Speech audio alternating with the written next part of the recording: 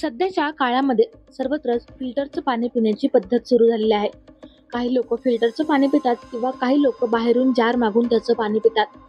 पण आपण जे फिल्टरचं जारचं पाणी पितो ते खरंच आपल्या आरोग्यासाठी चांगलं आहे का? कारण की आपण ते पाणी शुद्ध आहे म्हणून पितो. पण ते पाणी पिल्यामुळे देखील आपल्या शरीरावरती काही दुष्परिणाम होतात. तर त्याविषयी आज आपण सविस्तर माहिती या व्हिडिओच्या माध्यमातून जाणून घेणार आहोत. तर त्यासाठी हा व्हिडिओ तुम्ही शेवटपर्यंत नक्की बघा.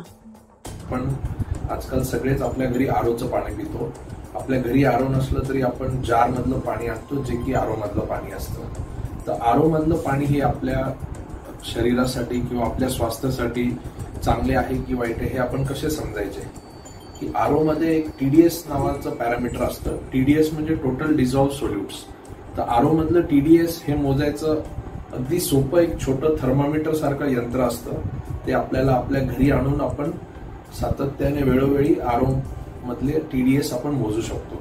तर टीडीएसचे हे आयडियल प्रमाण जे पिण्याच्या पाण्यात पाहिजे ते म्हणजे 50 ते 150 मध्ये, म्हणजे 50 to 150 ppm.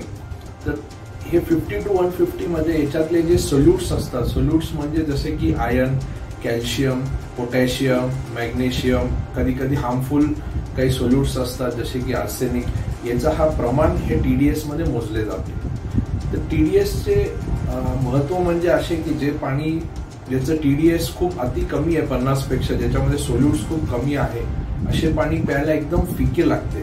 हे पाणी पिल्याने आपल्याला काय होते, जे आवश्यक मिनरल्स असतात आपल्याला कॅल्शियम, पोटॅशियम, सोडियम, हे बॉडीमध्ये कमी होतात. तर कॅल्शियम वगैरे जे कमी झाल्यामुळे हाडाची ठिसूळता होते, स्मॉल जॉईंट पेन्स होतात. तसेच आपल्याला बाकीचे जे आवश्यक मिनरल्स असतात डायजेशनसाठी किंवा पचनक्रियेसाठी, हे मिनरल्स कमी झाल्याने पचनक्रियेमध्ये प्रॉब्लेम येऊ शकतात किंवा डायजेस्टिव्ह सिस्टीम आपली खराब होऊ शकते किंवा वेळोवेळी आपल्याला अपचनाचा त्रास होऊ शकतो. तसेच ज्यावेळेस काही मिनरल्स जसे सोडियम म्हणा, हे शरीरामध्ये या पाण्यामध्ये जर कमी असले आणि आपला ओरल इंटेक कमी असला, जेणेकरून आपल्या बॉडीमधलं काही सोडियम पोटॅशियम कमी झाले तर हार्ट रिलेटेड, कार्डियक रिलेटेड आजार सुद्धा आपल्याला होऊ शकतात.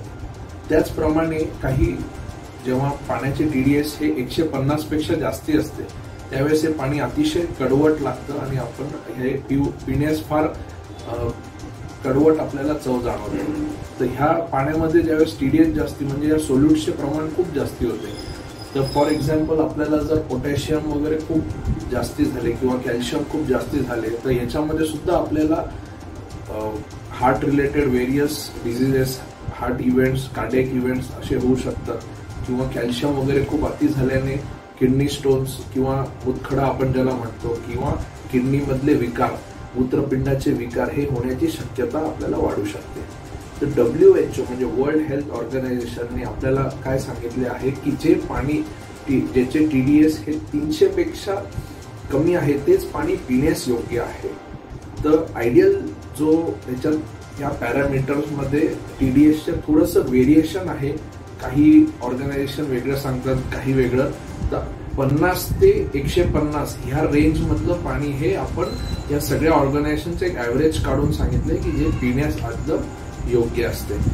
तर वेळोवेळी आपल्या पाण्यामधले टीडीएस चेक करणं हे अगदी सोपे आहे आपल्याला घरी, आणि पिण्यास योग्य असेच टीडीएसचे पाणी आपण प्यावे आणि जेणेकरून आपल्याला आवश्यक असणारे मिनरल्स हे आपल्या बॉडीमध्ये संतुलित प्रमाणात राहतील.